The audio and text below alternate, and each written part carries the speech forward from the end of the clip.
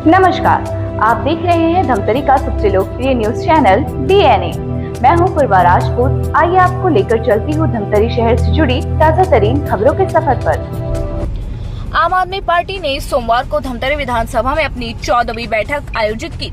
इस दौरान पार्टी ने जनहित में मुद्दों पर मीडिया से चर्चा की और छत्तीसगढ़ सरकार पर गंभीर आरोप लगाए।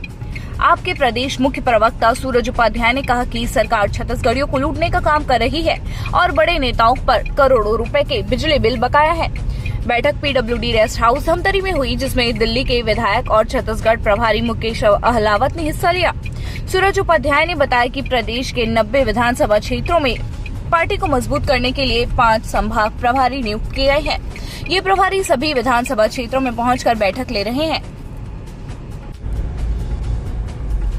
उपाध्याय ने बिजली बिल बकाया को लेकर सरकार पर निशाना साधा।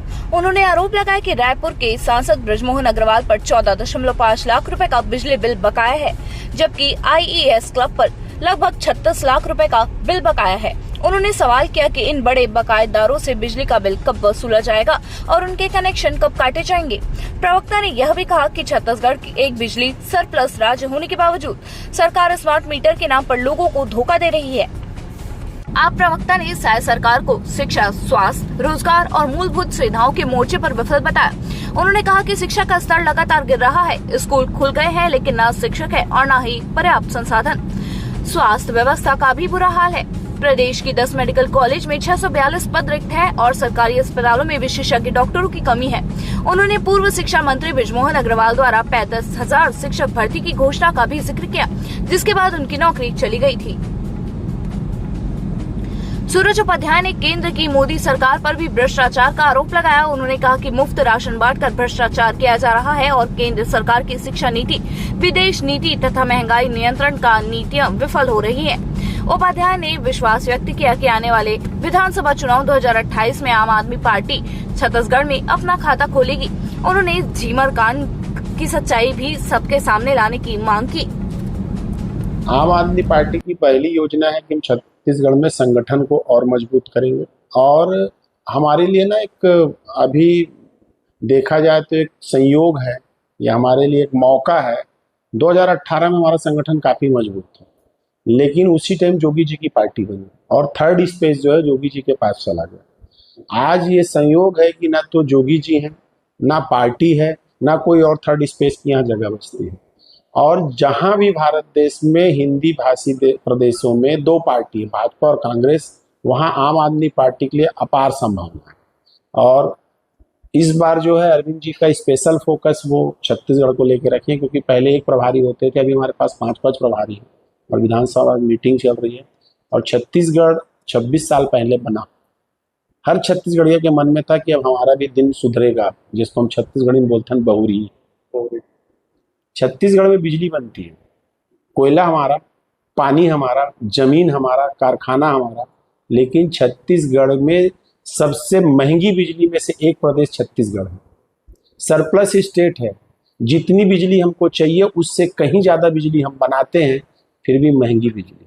अभी इन लोगों ने स्मार्ट मीटर के नाम पे ना छत्तीसगढ़ियों के साथ धोखा, छल, कपट और बेईमानी करने का काम किया। अगर आपके घर में भी स्मार्ट मीटर लगा है और आप 1 महीना बिजली बिल नहीं पटा पाते हैं, कई बार आदमी रोजमर्रा की जिंदगी में शादी में चला गया, ब्याह में चला गया, कहीं बाहर चले गया, तनख्वाह लेट आ गई, तो उसका बिजली का कनेक्शन तुरंत कट जाता है। छत्तीसगढ़ के अंदर बृजमोहन अग्रवाल जी जो रायपुर के सांसद और 8 बार के विधायक, उनका 14.5 लाख रुपए बिजली का बिल बाकी है। मैं सरकार से पूछना चाहता हूँ उनका कनेक्शन कब कटेगा। रायपुर के अंदर कलेक्टर लोगों का एक क्लब है, जितने कलेक्टर है IAS लोग, उसका 35,91,000 रुपया बाकी, 36 लाख रुपया। मैं पूछना चाहता हूँ, एक IAS वहां भी बैठा है CSEB में, उनका कनेक्शन कब कटेगा। ऐसे बड़े बड़े भगवा लोग का 3200 करोड़ रुपए बिजली का बिल बाकी है छत्तीसगढ़ में। आपका 3200 रुपए का बिल होगा तो कनेक्शन काट देंगे। तो ये छत्तीसगढ़ के साथ अन्याय क्यों? इन मुद्दों को लेकर हमने सरकार को घेरा, बिजली ऑफिस का घेराव किया। मैं आपको बताना ये चाह रहा हूं कि छत्तीसगढ़ में छत्तीसगढ़ियों के साथ कैसे धोखा होते आए। पिछले जब राज्य में सरकार बनी 2023 में, उस टाइम शिक्षा विभाग में 58,961 पद रिक्त थे शिक्षकों के। बृजमोहन अग्रवाल जी शिक्षा मंत्री बने और उन्होंने 35,000 शिक्षकों की भर्ती निकाली। भर्ती तो निकाल दी लेकिन उनकी नौकरी चले गई, उनको अपने पद से इस्तीफा देना पड़ा। मोदी जी को लगा ये क्या कर दिया भाई, हमको तो छत्तीसगढ़ियों को बेरोजगार रखना है, हमको सिर्फ वोटर बनाना है। उसके बाद इन्होंने फिर एक षड्यंत्र रचा और 10,463 स्कूलों को बंद कर दिया मर्जर के नाम पे। सरकार को शर्म आनी चाहिए जब ये बोलते हैं कि उन स्कूलों में बच्चे नहीं थे। बच्चों को पहुंचाने का काम सरकार का था, टीचर की व्यवस्था करना सरकार का काम था। 7 जून 2025 को लोक शिक्षण संचालनालय एक रिपोर्ट प्रस्तुत करता है छत्तीसगढ़ सरकार के बिहाफ में कि अब हमारे यहाँ 30,561 पद रिक्त हैं शिक्षकों के। भर्ती कितने की निकली? 5,000। नोटिफिकेशन जारी होता है 2,000। इसका मतलब आज भी 25,000 शिक्षकों के पद रिक्त हैं। मतलब जब स्कूलों में टीचर नहीं है तो पढ़ाएगा कौन? इसका यह मतलब है कि फिर से आप स्कूलों को बंद करने की प्लानिंग कर रहे हो और प्राइवेट स्कूलों को एक मौका दोगे। दूसरी चीज, आज से 2 साल पहले 8वीं तक ये जनरल प्रमोशन देते थे। आप बच्चों का शैक्षणिक स्तर को ऊंचा उठाओ, उनको फ्री में पास मत करो, क्योंकि जिस बिल्डिंग की नींव कमजोर होगी वो बिल्डिंग कभी भी बरबरा के गिरेगी। बच्चों को आप मिड डे मील के नाम पे कीड़ा खिला खिला के उनके दिमाग में कीड़ा भर दिए। वो बच्चा जो 8वीं तक पास होता है, कोई 9वीं में जाके फेल होता है, कोई 10वीं में जाके फेल होता है, कोई 11वीं में जाके फेल होता है, कोई 12वीं में जाके फेल। इसके पीछे भी एक षड्यंत्र है सरकारों का, क्योंकि पढ़ लिख लेगा तो नौकरी मांगेगा, और जो पढ़ाई लिख नहीं तो नौकरी किस चीज की मांगेगा? तो एक तरीका है। मैं आपको एक डाटा देता हूं, आप हैरान रह जाओगे। पिछले साल शिक्षा विभाग का ग्रेडेशन आया 33 जिलों का। 33 जिले में रायपुर शहर 32वें नंबर पर था पीछे से परसेंट के मामले में। तो रायपुर शहर की अगर इतनी बदतर स्थिति है तो आप सोचो बाकी जगह का क्या। इन्होंने स्कूल खोल दिया, लैब नहीं। स्कूलों में देखोगे गाय भैंस घूमता है, बरसात के दिनों में पानी भर जाता है, छत गिर जाती है, टीचर होते नहीं, शौचालय होते नहीं। पैसा जा कहां रहा है सरकार का? नहीं, संविधान में शिक्षा, स्वास्थ्य ये मेरा मौलिक अधिकार है। देखा जाए तो ना कांग्रेस और बीजेपी दोनों को ऊपर FIR करके इनको जेल दे देना चाहिए, क्योंकि अगर आप संविधान के खिलाफ हो तो उसके लिए कोई माफी नहीं है। आज भी शिक्षा का स्तर छत्तीसगढ़ में कहां है, आप सर्वे करा लो। स्वास्थ्य का स्तर कहां पे है, मैं फिर आपको एक डाटा देता हूं। मेकाहारा छत्तीसगढ़ का सबसे बड़ा हॉस्पिटल है, 1700 बिस्तर का। 82 पोस्ट वैकेंट है डॉक्टरों की। कितना? 82। जब रायपुर शहर राजधानी में 82 डॉक्टरों की कमी है तो बाकी 36। मैं चैलेंज करता हूं धमतरी में पूरे डॉक्टर नहीं होंगे। महारानी अस्पताल है, रेफरल सिस्टम है। और आज भी, अब तो नक्सलाइट खत्म हो गए, जब नक्सलाइटों के हमले में हमारा कोई जवान हताहत होता था तो उसका अस्पताल में वहां दंतेवाड़ा में नहीं हो पाता था, जगदलपुर में नहीं हो पाता था, उसको रायपुर लाते थे एयरलिफ्ट करा के। एयरलिफ्ट कराते तक आधे ज्यादा जवान तो खत्म हो जाते थे, उनकी शहादत हो जाती। और रायपुर लाने के बाद भी उसका इलाज मेकाहारा में नहीं करा पाए, उसको रामकृष्ण में कराते थे। मैं आपको बताता हूं, छत्तीसगढ़ के अंदर 10 मेडिकल कॉलेज में 642 पोस्ट वैकेंट है। प्रोफेसर, एसोसिएट प्रोफेसर और असिस्टेंट प्रोफेसर। हमारी स्वास्थ्य की व्यवस्था कहाँ पे खड़ी है? रायपुर के अंदर MRI मशीन खराब, CT स्कैन मशीन खराब, लैब खराब, दवाई नहीं मिलती, डॉक्टर नहीं मिलता।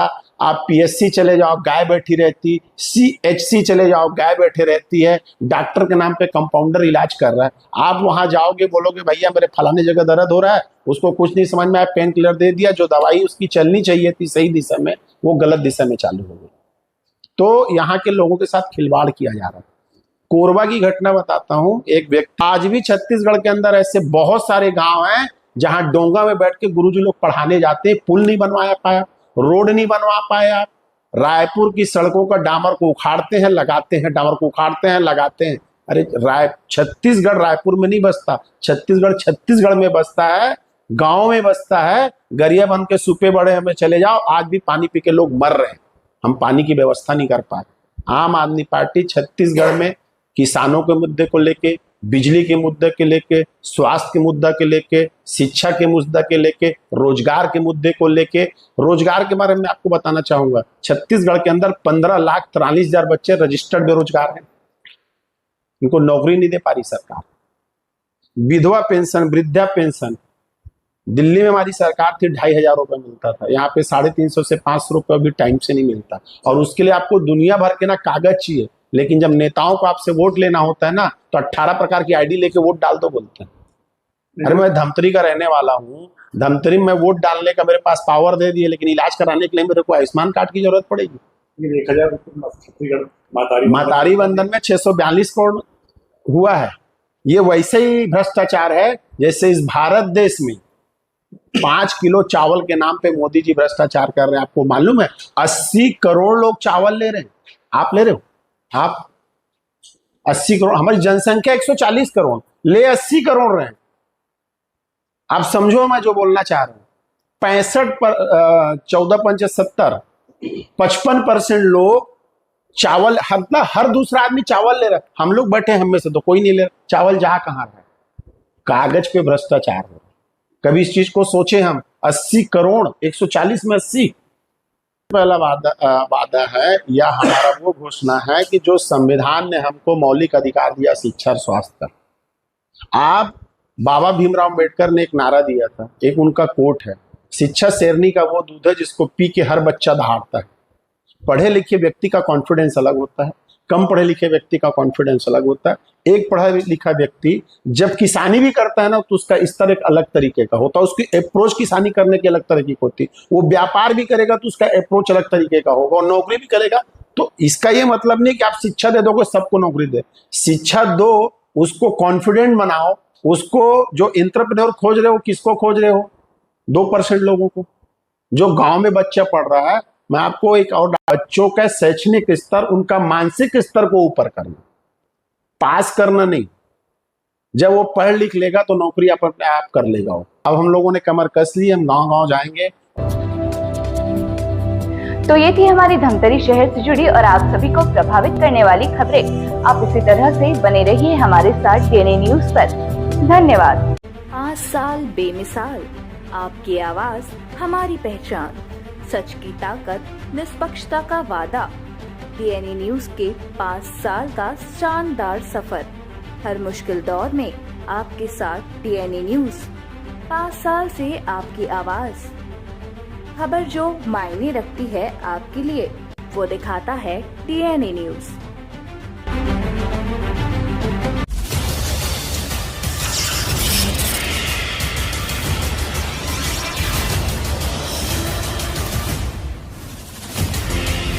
DNI न्यूज, धमतरी का नंबर 1 न्यूज चैनल। अब देखिए HD में,